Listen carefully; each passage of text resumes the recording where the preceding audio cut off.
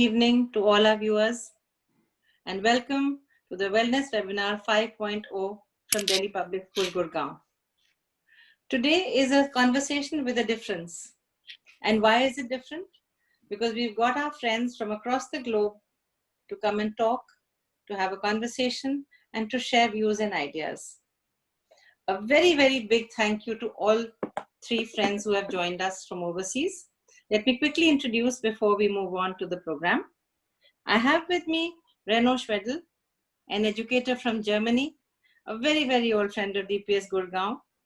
Mr. Reno holds a master's degree in English and sports. He started his career as a teacher in 1996, teaching at Gymnasium bei St. Michael at Schwäbisch Hall, Germany. In 2005, he became the head of upper school and pedagogical coordinator for learners between the age of 9 and 12 years at the Lise Meitner Gymnasium in Kreilsheim. Mr. Reno's association, as I said before, started with the Indo-German exchange program more than 13 years ago. He's coordinated the exchange program admirably and made it as strong as it is today. He strongly believes that the exchange programs promote globalization, develop an understanding regarding cultural diversity and social responsibility, and propel acceptance for an array of different social and community perspectives among the students. Thank you so much, Reno, for finding time for this conversation. I know these are busy times. I know these are vacations, but the fact that you took out time for DPS Gurgaon means we still hold a very special place in your heart. Thank you. Thank you for having me. Our next guest is Miss Kerry Benta from France. Kerry holds a degree in neuropsychology and a master's degree in education. Presently, she's an English teacher at Saint-Exupéry High School in Bourg-Saint-Maurice, France, which lies in the beautiful valley of the Alps. Miss Kerry is also the teacher coordinator for the Indo-French exchange program. And I think I owe it to all three people on the screen, the four people actually, how can I forget Sapna, to have made this global tie such a beautiful one, such an enriching one, and one that will hold the test of time, space, and distance. Ms. Kerry is also the teacher coordinator for the French Cultural Exchange Program. Apart from spending time with her 9-month-old granddaughter, she enjoys walking her dog in the mountains or by the river. She loves traveling and exploring new places. India holds a very special place in her heart, as all the 6 times that she has visited, she was fascinated by its diversity and cultural heritage. Thank you very much, Kerry, for being with us today. Thank you for inviting me. It's an honor to be here. Anna, a very, very special person from Poland. She heads the Polish exchange in our school. And in fact, it began because of her and Mamta Kumar from our school. She's the founder and CEO of World Link Foundation. She is the deputy head school engagements and PAC schools. She's an alumna of the Teaching Excellence and Achievement Program in Nebraska University with the US State Department. Miss Anna is also the ambassador of English teaching program in Poland. She has participated in an outstanding program, Vital Voices chapter of Poland. She has been awarded the medal for the Commission of Polish National Education and the European Language Label Certificate for her service in the field of education. Anna experiences life through traveling. Right. Thank you very much, Anna. I know you are still traveling and you joined us from a hotel room, if I'm not wrong. Yeah. That shows your commitment, not just to education, but to our conversation and to your love for India. Last but not least, a very special panelist, Ms. Apna Dhawan from DPS Sector 45, Gurgaon. She's the founder teacher of the school and has been a very vital part of the school in its growing years. She is presently the Dean of Student Welfare and overlooks all the co-scholastic programs and activities of the school. She is also responsible for all the international programs associated with the school, along with the Community Outreach and Global Leadership Program. She is the chairperson of the Internal Complaints Committee of School, of the Cyber Cell, and the Alumni Cell. Her students enjoy her chemistry class. Even her non-students do, between you and me. She is a very creative and a very excited teacher who generates excitement in her class. Thank you to all 4 of you for being part of this conversation. I'm here to learn from you, honestly, because there is so much new And things that are new sometimes can be fearful, but they excite me. I think every opportunity, everything which is different, everything which is unusual brings with it new learning. And so we will learn together. So my first question will go out to Reno. Reno, in these very unusual times, when children were home for a bit, when the pandemic was declared and schools were not allowed to open, you think it was a very unusual situation for parents and children to be locked up inside the house.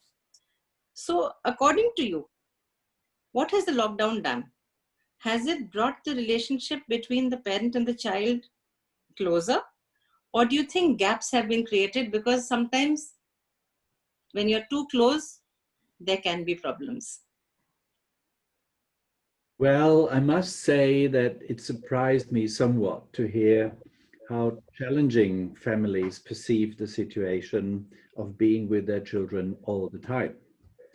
Of course, it's not everybody's cup of tea to supervise their children's schoolwork or motivate them to begin with it in the first place. But still, I would have thought that it would be easier for families to have plenty of time together. We must not forget that certainly many families have felt just like that, happy to be together all day. However, as you all know, you never hear from people who are happy. Yes. And in Germany, parents and parents associations firmly demanded a quick reopening of schools. This was partly due to the fact that many of them needed to go back to work, which they couldn't with little children at home having to be looked after, and grandma and grandpa having to be left out of the equation. Aditi, you mentioned the concept of personal space being lost in your question. Does that really mean people only have personal space when they are away from their families? That is something that I would hope we can doubt, because in a good family, personal space for everybody is a fundamental condition, and it can be achieved in many families. In poor families, on the other hand, with little space, this is a different matter, of course. But I do hope that the pandemic has this positive consequence. At least you get to know your family in a very extraordinary context. You have the chance to grow together and even strengthen family ties. That is what I think. I think that's brilliantly put, Reno. And you're very right that those who have settled in beautifully will rarely reach out to us. Those who are having problems must have written to you as a senior teacher, because I know that your students respect and love you. So they would have turned to you that, we are feeling hemmed in, or we are feeling very claustrophobic. I had that problem as well in my school. But, we constantly kept telling our children that make the most of this time. Whenever we told them to do something, like pick up a hobby, they would say, ma'am, there's no time. Where's the time? Parents would say the same. We'd like to talk to our children, but there's no time. So now there is plenty of time. That's how we saw it. My next question goes out to both Anna and Carrie, and all three of you, actually, all three teachers, very active teachers, that, how comfortable were you when schools were forced to be shut when the pandemic was declared? And we quickly had to move to the online mode of teaching and learning. How comfortable were you? Were you trained enough, or did you need more training? What was the children's reaction and the parents' reaction? I'd like to know, a more sort of a 360-degree view of what exactly happened. I'll start with you, Carrie. Well, I mean, we were all parachuted into this situation with little or no warning. No formal training personally in our school for distance teaching at all. I think we were lucky in our school in that senior high school had already been using an online collaborative platform for a couple of years. So organization, sharing of data, of different files, of videos was fairly easy for the teachers concerned. I personally was quite familiar with this system, so with the senior high school students. So at least on the tech side of things, there was less anxiety. For the younger students who hadn't been using the platform, it was much more complicated. They had to literally learn overnight how to work the digital space, how to move around in this digital space before they could even consider following any lessons. So that was quite complicated, but they were very receptive, eager to learn, especially at the beginning, because all of this was a novel experience. It got a little less exciting for them as time went on. I think it was a lot harder for the parents because they were having to juggle with working from home themselves. They were having to juggle perhaps with other children, and some families only have one computer or maybe two maximum for the whole family, with maybe 4 people trying to use it. So I think that the technical problems were the most important at the beginning. Right. What about you, Anna? What has been your experience in Poland? Well, first of all, we got a training because, you know, some of the teachers are really good at technology. So what we did, we trained each other at school. So that was number one. So our principal as well, he took a decision that we actually go on online learning straight away. In Poland, for 2 weeks, the government gave us time to adjust. So not everyone was obliged to go into actually online learning. So that was the change. But our school going to remote learning straight away. And we use different platforms. So most of the school use the Zoom platform, and some of IB section use the Discord platform, depending on the sections. So that was good thing. And that one, you know, I just follow this pattern that is coming from Singularity University. When you have, first of all, the fear, right, zone. So everyone was scared. Maybe you remember the reaction of people. They were going to the shops and getting whatever was accessible, right? Just to survive. The same probably we teachers did at the very beginning, right? I remember my first week, it was really scary, spending 12 hours actually hooked up to the computer on one platform, on the other platform. And you know, and my thinking is that the generation that is called I generation, these children were mostly born after 1995. Most of the equipment is being tested on them. So it means that they are the clients of those IT companies, and they are used to it. So when I am observing my daughter that is 8 years old getting into Zoom so easily without, you know, repeating everything all over again, when I can see how the world is also appreciating the change, and we would never ever be able to be given such a chance to make such a big change, positive change in using technology as it is given us now. And plus, you know what, I think that we are taking many things for granted. Teachers are taking for granted. And this is my also, you know, thinking that that's a good thing, that parents could experience, that good teachers are needed, that we need passionate teachers. We do need time and energy also for the teachers to spend on training, on learning new technologies, and also come out of the school.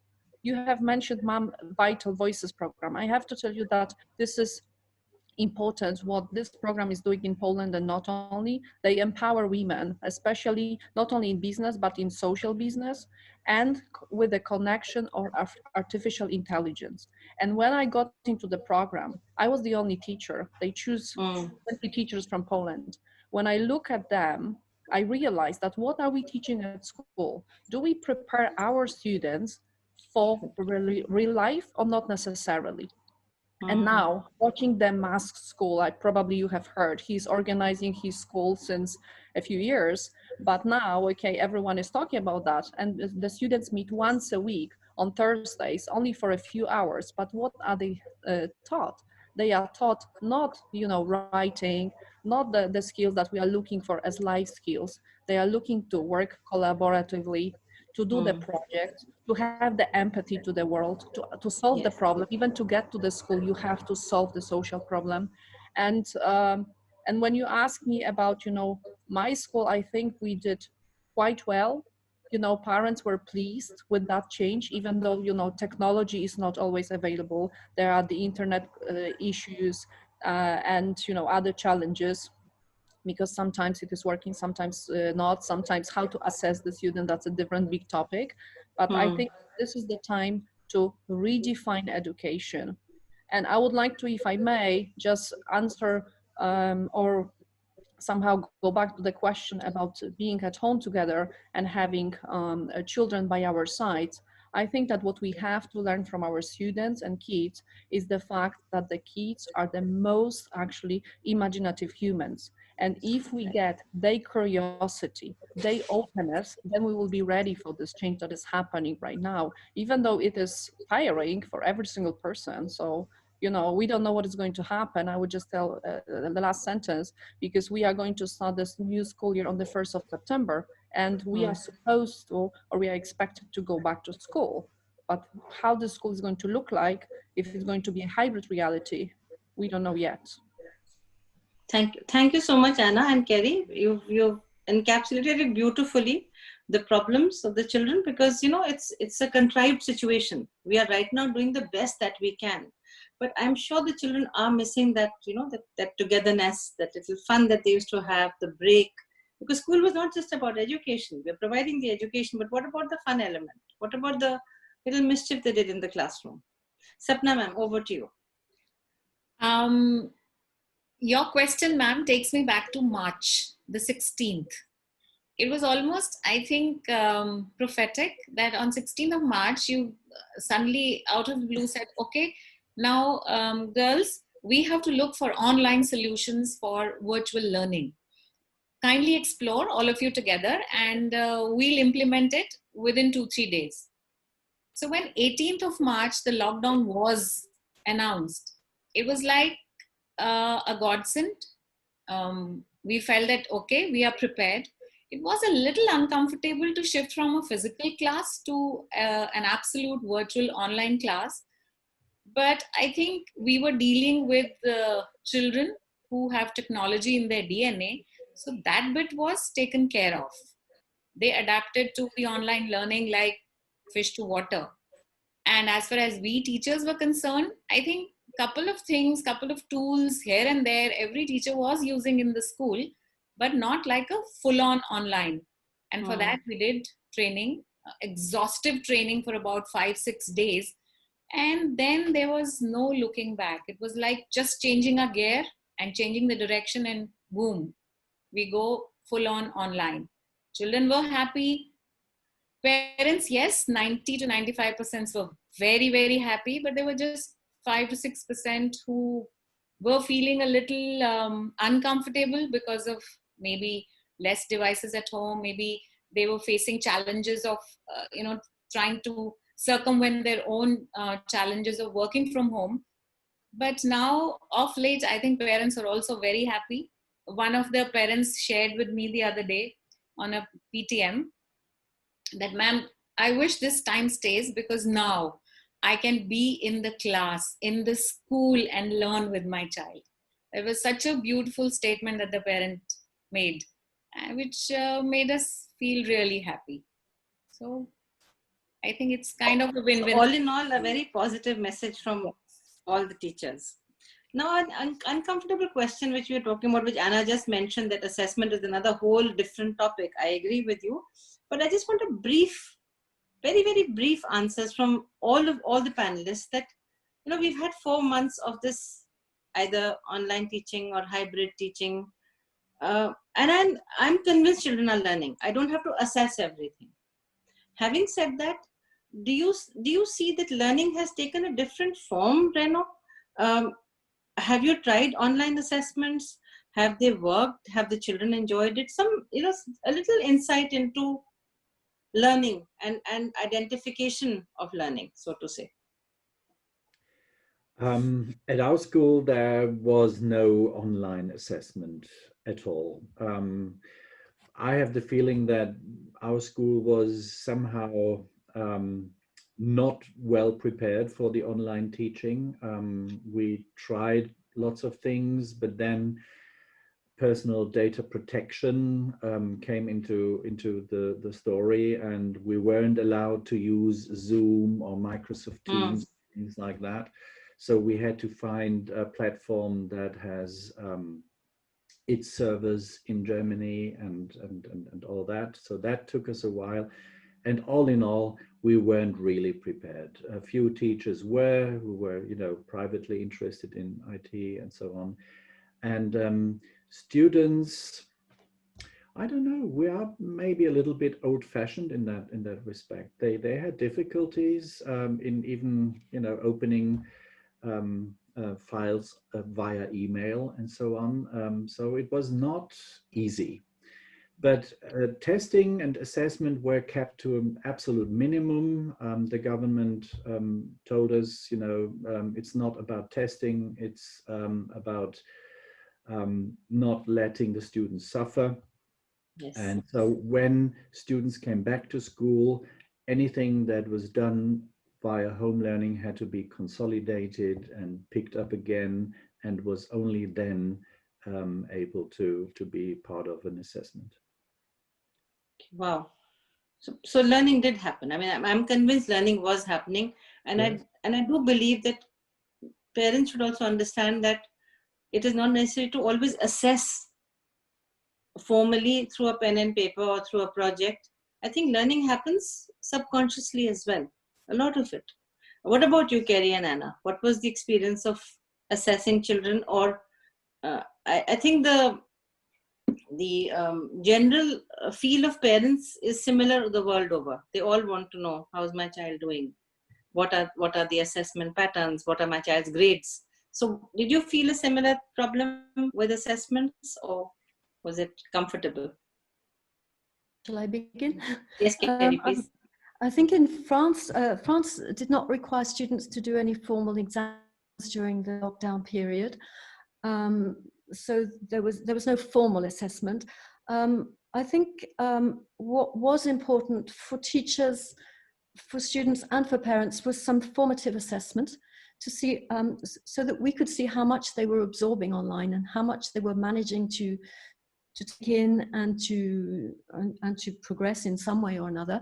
I think that their way of learning became different.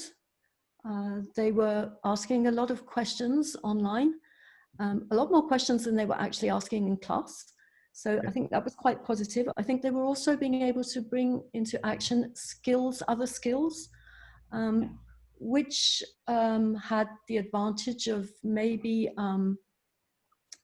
helping a child who was not so good at languages, for example, be able to show that he was he had other skills in tech skills or creative skills, and I think also teachers became much more inventive as well about the tasks that they set for their students. Personally, I didn't impose upon a child to give me a written answer to a question. He was welcome to send me a video clip. He was welcome to send me an audio recording. And I think that was fairly well received by parents and by children. On the downside, I think the problem with the online learning was that it has, the inequalities had deepened somewhere, that the achievement gap has necessarily become widened, and between those children that had a lot of help at home and those that had no help and technical difficulties at home. That's my thought. Anna? Well, I will definitely agree with that. In Poland as well, we had no common standard for such learning. And at the very beginning, as you know, my school is also following IB curriculum. So we were a lot looking, okay, in this direction, what is going to happen? And IB has canceled actually the IB exams as the first one in the world from the very, very beginning. So you can imagine in our school, we had the students who follow IB, right? And they know that they are not going to take the final exams in May. And those who follow Polish curriculum also in May, and they were actually kept for a long time, okay, in kind of unknown suspended situation because the government, okay, was not sure what is going to happen. Right. So when it comes to my country, they reduced some of the formal board exams. Okay, so there were no oral exams, but they had the written exams. So that's the thing. And when it comes to IB, straight away, okay, they started work towards the kind of algorithm that calculated and gave them the final grade to get the diploma. So that is one thing. But you know, from the perspective that as well, okay, those few months gave me, okay, I also believe that we are very test society. We would like to have those standards, okay, to have the understanding that whether it's wrong or not. But I would like to recall the example that is coming from China, because we are worried about, you know, those standards, etc. I don't know if you have heard about the really grand experiment that they started in artificial intelligence education. So what they did, they would like to, you know, they reshape how the world is going to learn, is going to assess. The reason also is that UNESCO is showing that there will be the lack of teachers in the future. So the question is, okay, how are we going to use the potential of human beings? Because certain things can be done by the machines, by the programming, by the coding, by the computer, and also, you know, Bill Gates and Musk and other known in Silicon Valley, etc. experts are also interested in this project that China is doing, because they showed, okay, that that's, for example, written assignments can be easily checked, even essays, okay, by the programs. So it means that teachers, okay, potential can be used in asking the questions, what if, showing and taking care of emotional side of the students in the classroom, trying to teach them collaboration, right? So that is important, and that's the change I think that we should be looking for. And I, you know, I really hope that when I am back in September to school, okay, it won't be the same school. I don't want to have the same, you know, old kind of fashion school. I do agree that disparities have grown. I do agree that parents and teachers and schools are not equipped yet, okay? That's the reason investment should be getting into this direction, because you know, I'm always looking at the perspective of even the history of schooling in many countries. Unfortunately, also in Poland, we've got the school from 18th century and we've got 20th century. So how actually, okay, to think what is going to be, okay, in a few years? Without technology, without coding, we are not able to do anything. I'm not saying that it's going to replace the teachers. I'm saying that we have to get friendly and to understand technology to make it also so in a society beneficial. So I think that this direction is kind of you know, good one. That's what I would like to believe in, because technology is helping out. Look, whenever there is a hurricane, whenever what are they doing? They are using the apps. They are informing people where we cannot get in. So that's the challenge. That's the challenge, but also, you know, the process that we have to do in our minds, first of all, I believe. Absolutely. Sapna ma'am, your take on this? Ma'am, I think the students and the parents, both the bodies are quite conditioned to having an assessment. So not only the parents, the children also want to be assessed. But as you wanted that, you know, it should not be mandatory for the children, assessment, we thought as teachers that assessment is for us also. As Kerry said that, you know, we also wanted to know when we shifted the learning from physical classroom to an online classroom, how much the child is learning, whether the child is learning or not, whether the concepts that we're teaching as a science teacher, whether the science concept the child is imbibing or not. So for that, I think assessment is required, but then again, as you wanted the children to have an optional assessment. And surprisingly, in my class, every assessment, there are about only 3 or 4 who are not doing this so-called optional assessment. They want to do, they are excited about it. And the little tools that we use while we are teaching, the quizzes, the Kahoots, the spinning wheel, to have an instant assessment whether the micro concept that you've taught in the class, whether the child has assimilated or not. So I think assessment is required, but as you say, it should not be forced upon the child as it is facing a lot of challenges. So I'll take off from what all four of you have said, actually, talking about 21st century skills and how this time of sitting at home or dealing with a pandemic has created those opportunities. You know, children today, as Anna also said, are digital natives. They were born into this. A little child knows, you know, I was part of a webinar where there were 4 adults and 5 children who were 10 years old. The adults would start speaking with their mic off. And very often they would forget to switch their mic off when somebody, so that we could hear other sounds. You know, the children were very quick. They would ask a question, they would quickly come, open, speak, and immediately shut off. That is how comfortable they are. We, unfortunately, are digital dinosaurs right now, but we need to change. Learning has to carry on. A teacher has to be a lifelong learner. So keeping in mind all those, I think I love the idea that all of you have spoken about, that honing of 21st century skills, the collaboration of students together, the communication of that collaboration, not just I've done it and now I'm not going to talk about it. What we are doing actually is also a kind of a communication collaboration exercise, you know. So I'll come to you now, Reno, since you're dealing with senior school children. Am I right? You deal with the senior school. And this is the time that they would be applying for internships, they would be applying for higher education. Are they more stressed out, do you think, now? Is there greater anxiety to check out the new world order, how it's going to pan out, what's going to happen? I feel we have been lucky.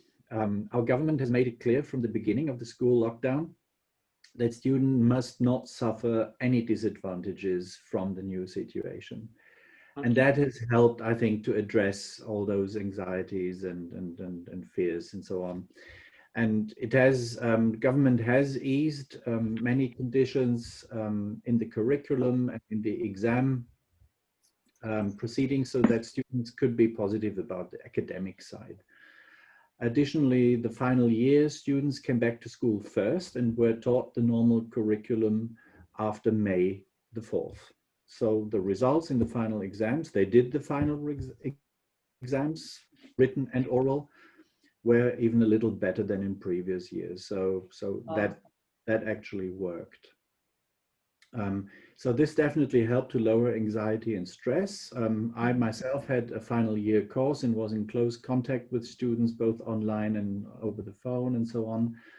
Some were a little worried that maybe they would forever be stigmatized as the Corona graduates. But in general, it was not a problem. They did worry a bit more about the low-key graduation ceremony and yes. no party after that. Oh. What about you, Anna and Kerry? Because this is, I spoke to right now about senior school students, but you are dealing with children across senior, middle, and there was a sense of stress, anxiety, being cooped up inside. Did you feel that in your students when you was addressing them or speaking with them or having a conversation, or did anyone reach out to you? And what did you do to help those children? Anna, you go. Okay. Thank you. So first of all, my students, okay, at first when they heard about the cancellation of IB exams, they thought it's a joke. And they didn't realize, okay, that it can really happen because, you know, we are so focused on testing that it must happen. It's so demanding that it must happen, right? So that was number one. Secondly, how did we deal? You know, I can see that students were ready more for unknown that we were. So that is number one. And they started searching and they could see that, you know, the world is going to adjust to the situation anyhow. I was watching actually and admiring, for example, the prime minister and the president from France, right? Okay, who really wrote a letter to people, to teachers and to students saying, okay, your mind is more important than anything else. I was watching the Norwegian prime minister talking with the students, okay, chatting and showing that we are all together in the same COVID-19 disruption world. So you could see that, you know, if all world leaders are getting to our level and have the understanding that we have to deal with that and find out, okay, how to solve the problem, how to adjust as well, okay, it means that our students were also calmer. So that was really impressive. And when it comes to the students and our reaction, okay, number one was we started organizing the global talks. So also, you know, my dear a friend or your great teacher, Mamta Kanti Kumar, was the one who was also the speaker to my students. I invited over the teachers from the United States, the ones who cooperate with us, so from our partner school or with my foundation, who are doing little, like, you know, an hour webinars from different perspective, a little bit on literature, so the concept was there as well, and the content, and some also connected with, for example, the skill that I believe in is the effective communication. Because whatever platform we choose, if we speak up our mind properly, now it's even, you know, in some guides, they call that this is a good storytelling. If you can tell your story truly and passionately, it means that people will have the understanding and will come together and you can be successful in life. So that was the first response. Secondly, ma'am, with your school, greatly, we did this amazing project and competition that, you know, 8 challenges, okay, and the students got into it. And one of my students that won this film competition, she was very impressed, and her parents, okay, how you managed to put together, first of all, school, secondly, celebrities, professionals together, right? So that and teachers. So that is amazing that we can find a different path, okay, to learn from one another, right? That we have readiness. So that was the second big thing that we did. And I have to tell you that, you know, the first time ever our school community could see each other together. I know that it was online, it was remotely, but we could feel that we have the support from parent side, from teacher side, from student side, and everyone was ready to give some help. Even we, you know, the parents were calling my principal and asking, let's organize the chain help. I can give a lift, for example, to someone to, if you need any help to get to the hospital. I am a doctor. I am a lawyer, okay? So people were ready with open hands to help. So seeing this, okay, you could see that the human being, okay, with the open mind and heart, okay, in a crisis, is really ready, okay, to stand by your side. So even though there was, of course, as we mentioned, education's digital divide, there were lots of challenges, okay, we had to, you know, somehow in an informative way to understand what is happening, because, you know, then even fake news, some people started saying this is not the era of pandemia, this is the era of infonemia, right? So we got really confused. So that's the thing, but I can see overall my senior students, okay, could find a place, maybe not so much being interested in studying in the United States this year, but rather staying in Europe or even in Poland. So that is the change definitely visible.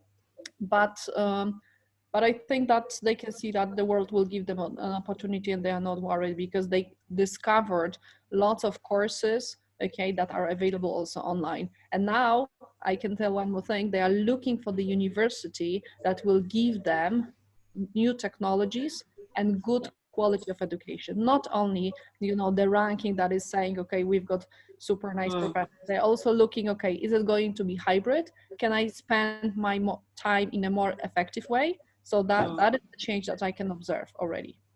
Wow. Carrie, what about your children? Did they reach out to you? Did you feel that they were feeling cooped up, stressed out? Yes, I think some of them were. I think it was particularly different for children who were either in the equivalent of year 12, so children who were moving out of school, or in the French system, children in year 9, which is the year when they move from, I guess you could call that lower secondary to higher secondary, which entailed a change of establishment.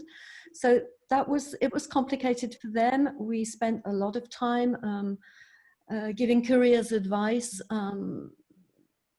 trying to go through the different options with them. A lot of them were worried that they weren't going to have a good enough level in certain subjects to get into the optional courses that they were applying for and this sort of thing, even though, as in Germany, the French government had reassured them, saying that they would not be penalized by this situation. But I think also there were children who were suffering from their home situation. Not each child has an easy home situation. Right. Some were in situations where, in challenging family situations, let's put it that way. And these children were perhaps the ones that needed the communication the most, and were the ones that communicated this. So we made a point of phoning each child at least once a week to make sure he was doing okay and what problems he was encountering on the way. So I think that was a very important role for teachers during this time. Keep the communication open. Yeah, Very important, I think. Do you mind, Ma'am, if I just comment one thing? Because I like what you just said, and I think that we have to keep repeating one term, like kind of saying that education is a relation.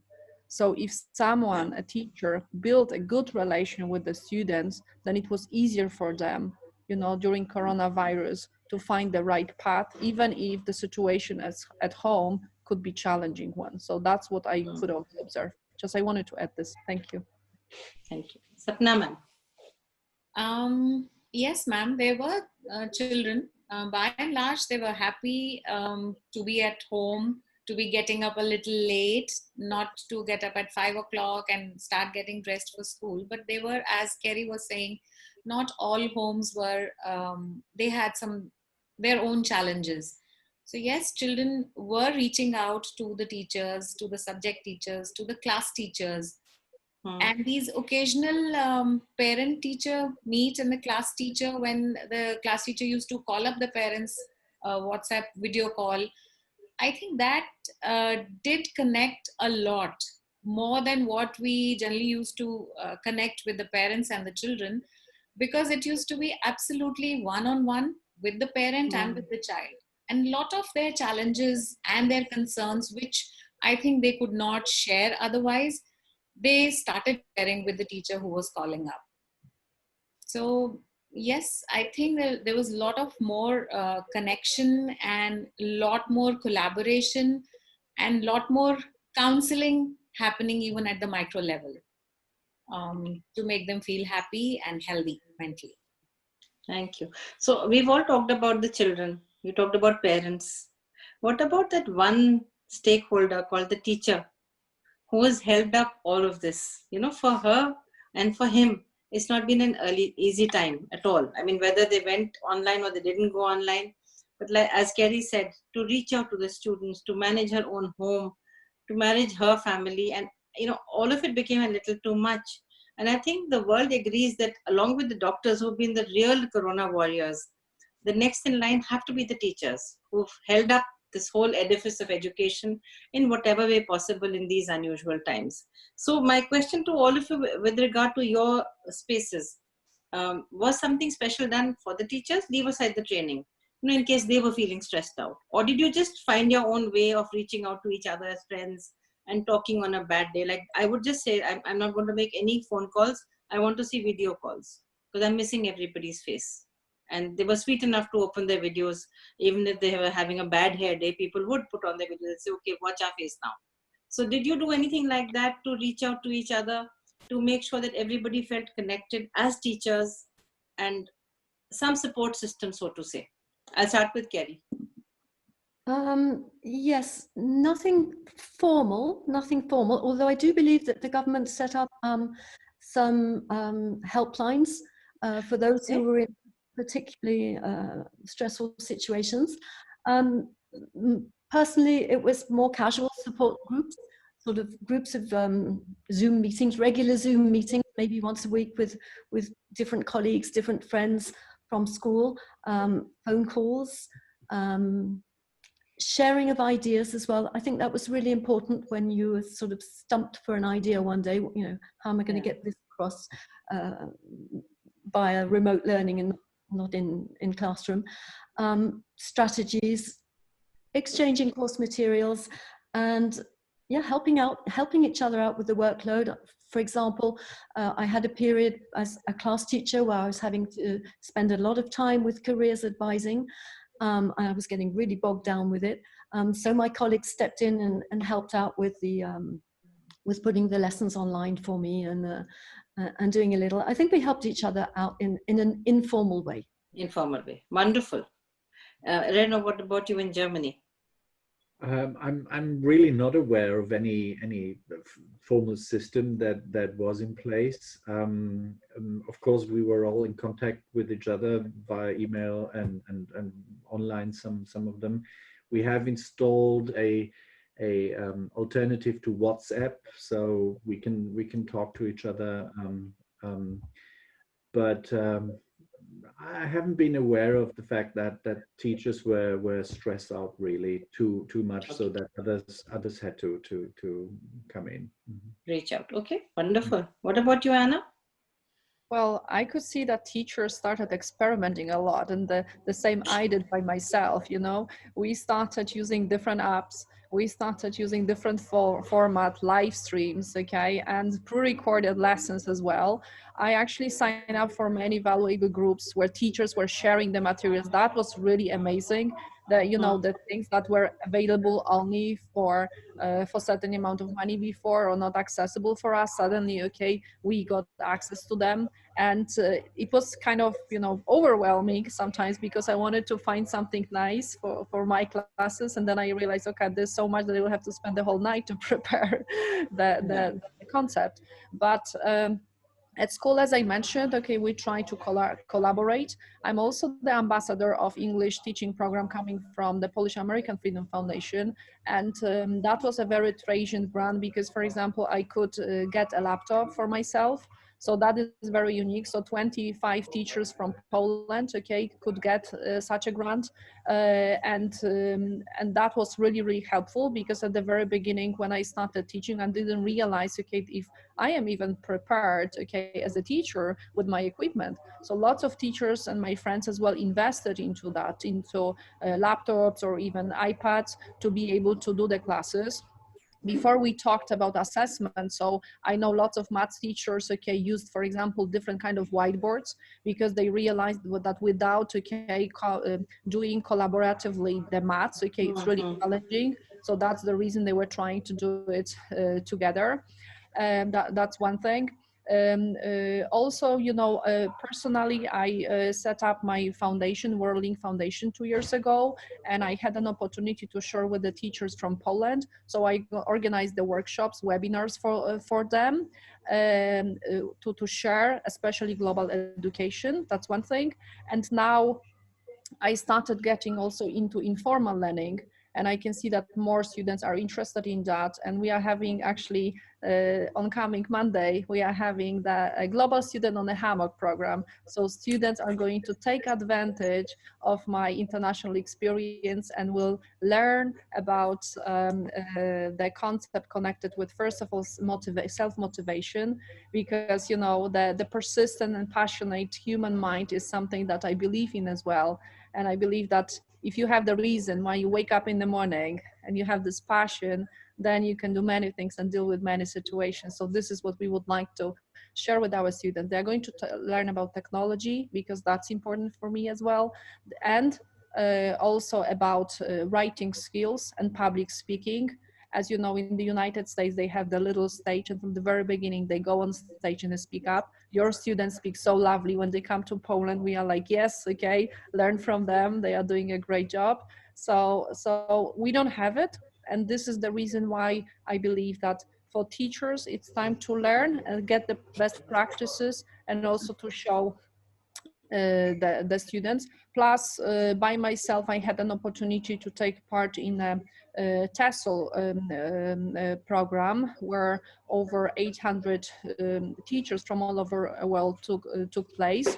and they were sharing their teaching practices. And that is a great platform. I didn't even know that it exists before.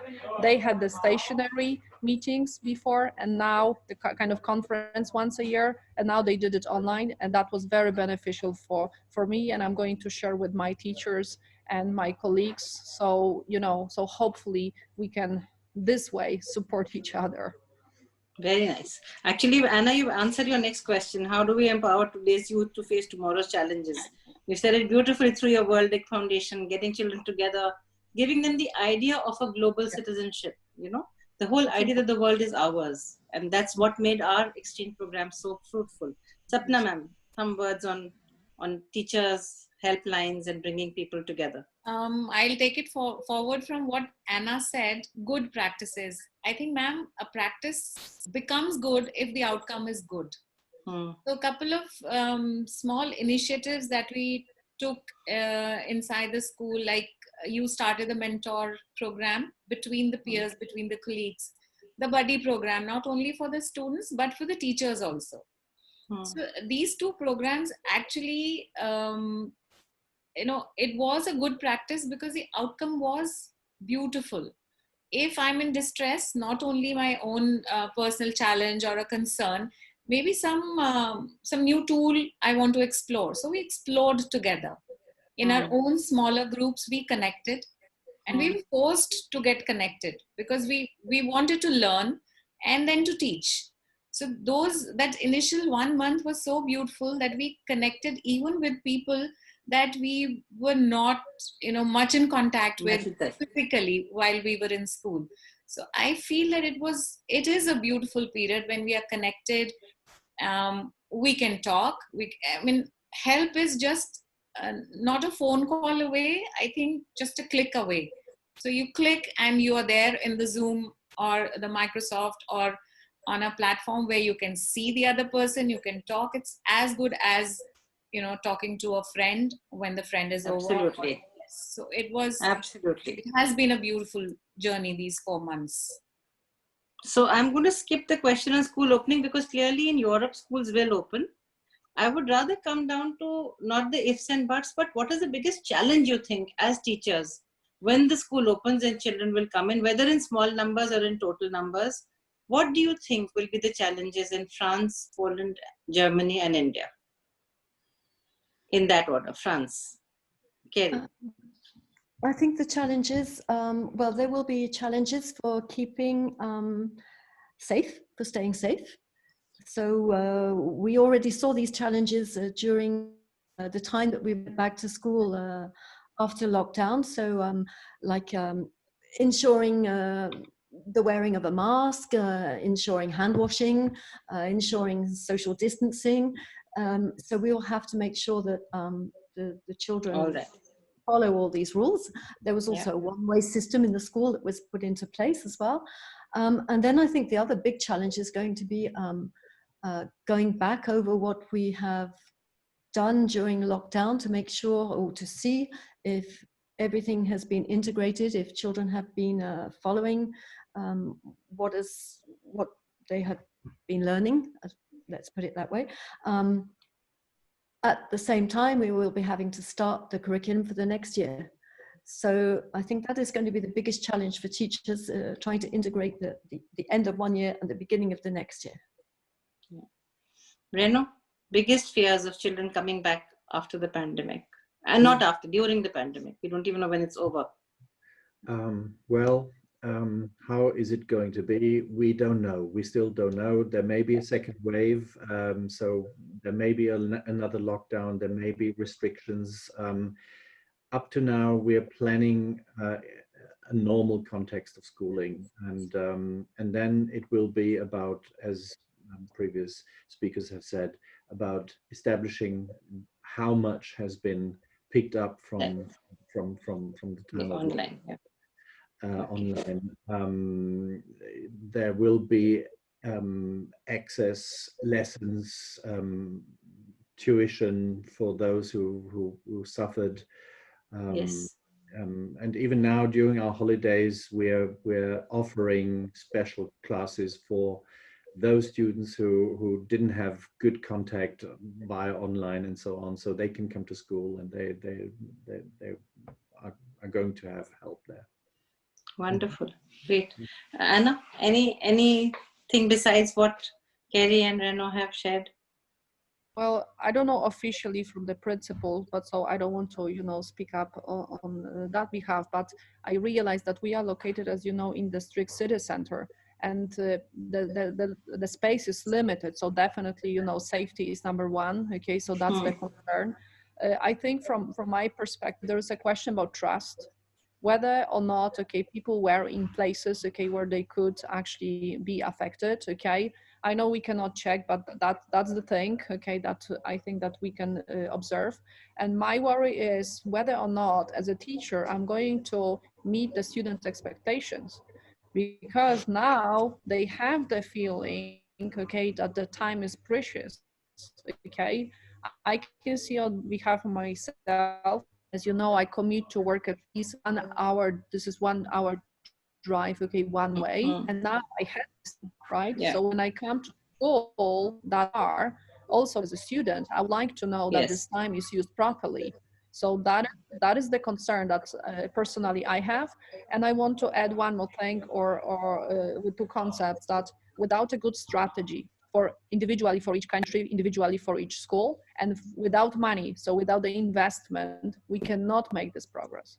So I know that it's obvious, but I experienced this while being in the United States. Business over there is so much interested in schools. Why? Because they realize that these students are going to be actually working for them in a minute. If we want to know who they are, what are they going to do in the future, okay, with us, then we are not going to talk about generation X, Z, or something that we have to learn how to communicate with them. We will just have them, and we will understand them, not only for the time being when they are in our work, but we will build the platform to have the common understanding. So that is, what I can see as the thing that is a kind of challenge for even my country, to have the understanding. And education cannot or shouldn't be having anything in common with politics. I'm looking at Finland, when for many, many years they were building the systems, okay, without politicians. They were listening to people who are professionals, who did the research. And this is what we should be taking here to Poland to adapt as well. So that's the thing. But I have to tell you that I have been missing, all the Indo exchange, programs, and my partner programs from other countries, and whatever technology is available. I think that human relation is the most important thing. Okay, beautiful time spent with you in Krakow and me in New Delhi and you in your great school. It's like, this is precious, and this is what I now appreciate more, because on daily, regular basis, we take many things for granted, and that is the time to also recall and rethink. So that's the time. Sapna, we have many more challenges as compared to our partner schools in France, Germany, and Poland. But that one fear that you have, the one biggest challenge whenever school opens. I think, ma'am, I feel our biggest challenge would be getting them back to the so-called normal that they all were used to, and the normal that we as teachers and educators were used to. Blended learning has, taken on. So I do not know. I think that will be a challenge to get them to school, and to get into the physical classroom and start learning all over again. I feel that would be a challenge. So different challenges all across, some academic, some emotional, some purely physical, but it will be a challenge. And to get the children back into school in the new normal, in the new school framework, I think all of us as educators need to again perhaps sit together more informally maybe and discuss the way forward.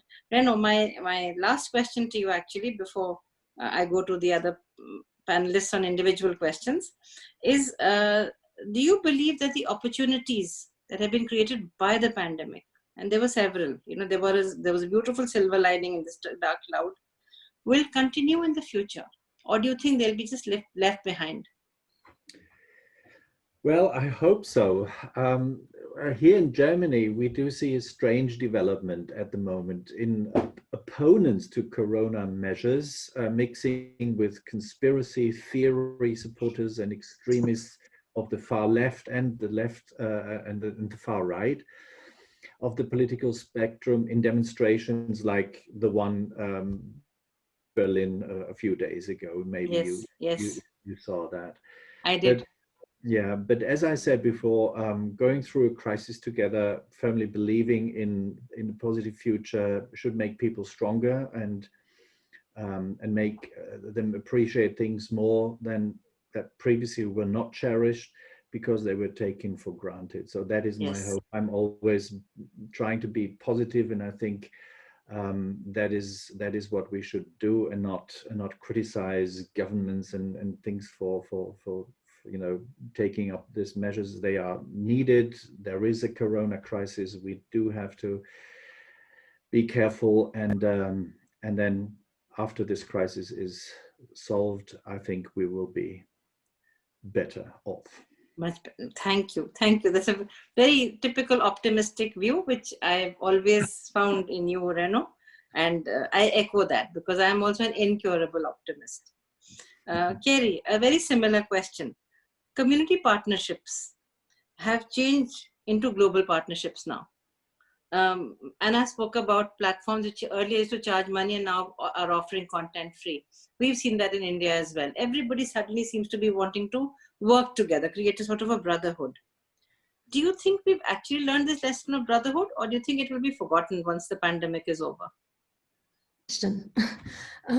Yes, I think we've definitely seen over the last few months nations pulling together to fight this pandemic. Maybe not all nations and not all the time, but certainly in some ways the researchers are trying to find cures and vaccines and all this sort of thing is heartwarming to believe that that the whole world can unite to around a cause. And I think there's certain lessons that strike me as particularly important. I think people have reached out to each other more during these times. They've learned to appreciate each other. If we take the example of the health workers, we've been seeing pictures of doctors and nurses and frontline health workers on TV, and these are people that are doing jobs that really matter to human lives. And we've sat up and taken notice of other people as well, people who are on the tills in supermarkets, on the people who are refuse collectors, people who delivery men. These are people who are often underpaid and overworked, but who are doing vital jobs during this time. And we've applauded them, and I hope that we will continue to applaud them afterwards. That we won't just forget about them, that they won't just disappear, but they will continue to value them for their real worth. All these people who work in the shadows, we could say perhaps, who are not famous or anything.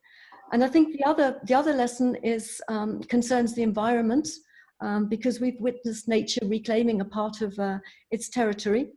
Absolutely. We had to make changes, and we did make these changes in a very short time. We've seen that roads without traffic have had an impact on the environment, for example. We've seen animals come back out and wander around the villages and things. And I would like to think that if people in the world each made just the smallest of change in their habits, then this could make a big difference to the planet and to others. But I think that for behavioral changes and new habits to be established, it will depend on how long the pandemic lasts for and whether people want that change. We've been out of lockdown for 2 months. I hope we won't step back into selfishness and to indifference. Thank you. That's so beautifully said, Kerry. My last question now to all panelists, and this is a one-word answer. It should not even go into a sentence. Change is the only constant, we know that. And we've been through this huge change just now.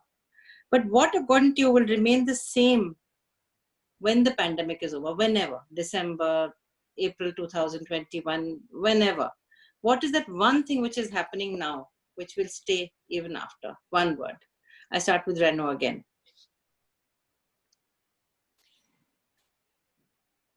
We will go back to normal. Okay. I firmly believe that. Okay. Sapna ma'am. I think one thing that will not change, ma'am. Sentence you said, one word. One word, my love for children. Okay, wonderful. Anna, one word, which would not change. I'm taking passion. Very good. Kerry? Sorry, mine is 3 words. I would say our faculty to cope. Wonderful, wonderful. Resilience, we will call it resilience. Yes. We have some, I know we are running short of time, but we have some audience questions. Mamta ma'am, could you come on? So this question is for Sapna ma'am. What are some of the ways in which we can incorporate for inclusion in education so that there is quality learning in this small but important segment as well? Okay, thank you for that question, Mamta. Taking along children who have special needs has always been of great importance in our school. So during these very challenging times also, the teachers ensured that they were not left behind because they were working at their own pace.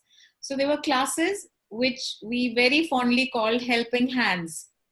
So the teacher used to be with, say, about 4 to 5 children, and she used to ensure that there be no learning gaps. And when these children were with the entire class, if they were not able to interact with the teacher or they were a little shy, so that teacher, the subject teacher, used to be with these children in these special classes so that no one is left behind and they're all at par. So this was one of the good practices, initiatives started by ma'am, which actually is bearing fruit. The children are very happy, very satisfied, and emotionally feeling good. Thank you, Sapna ma'am. The other questions are the ones which have already been answered by the panelists. So I will leave it to the 3 panelists, Reno, Kerry, and Anna, to ask each other or any of us a question. Just one question. And then we'll wind up. Any question at all, or we can wind up if there's nothing. Okay, I have a question. What do you think is the most positive aspect of our experience with lockdown or this episode? What is? I think for me it was 2 things. In India, over the past decade, the social system in the big metropolitan cities have really changed. So we have children who we call latchkey kids, who will open their own door and enter the house, and mother would have made some food, it will be taken out and they'll eat it themselves, or they may not eat it. They may just order a pizza. So for me, that coming together of the entire family, although in terrible circumstances, has been the brightest silver lining actually in the cloud. And all the children are saying it. In fact, there was, everyone must have read, it was on the internet, that a child who's writing an essay, not a child, a young man who's writing a story in 2050, and he's being asked about this time, and he says, it was the most beautiful time of my life. I could wake up when I wanted, no one woke me up early. I had a lovely leisurely breakfast, which my mother would make. Then I would have online classes. And then my father would be there for lunch, which was not there except on a Saturday, Sunday. And then we would play board games in the evening. And I just loved it. So for that child who's now maybe 10 years old, 30 years from now, will look at it with the most fond memories, And that's like a great wake-up call for all of us to halt, breathe, and review what we've been doing. Like you said, the roads without cars, and people not just rushing about with a timetable in their hand, that I have to do this, I have to do this. Just chill, leave it. We've managed to chill now, forcibly. Let's make it a habit. Taking time to go back to the real values. Yeah. Thank you. So shall we say thank you, or Reno, do you want to ask something? Well, one thing that stuck out in my mind was how I felt when I came back to the classroom and actually interacted with the students live. That was such a good feeling, and that made me understand that I have the best profession on earth. And I had the feeling that the students liked it too, just to have the teacher back into the room, being able to ask questions and just enjoying the interaction between students and teachers. That was the one thing that I really loved. Wonderful, Renu. Wonderful. Very gratifying for a teacher to be face to face. You know, online, yes, we make do with it, but we are missing our children. We are missing the physicality of being together. Mm-hmm. Anna, any last words, questions, anything for any of us? I am always missing your yoga classes and how you keep the balance in your school. So, and throughout the lockdown, I have discovered your great actually actor SRK, and in the show of the Letterman. And I am wondering what the international students should be watching and hearing about India that is like, you know, give them that really positive kick, okay, to be interested in the world. So please do recommend something. We'll do that. So a big thank you to all my panelists, Renu, Kerry, Anna, and Sapna. And behind the scenes, Mamta, Bhavna, and Chanchal. This show would not have been possible with this wonderful, wonderful team that brings together our webinars every other day. Thank you so much for being with us. Thank you. Bye-bye. Bye-bye. Take care. Stay safe. Take care. Be safe. Take care.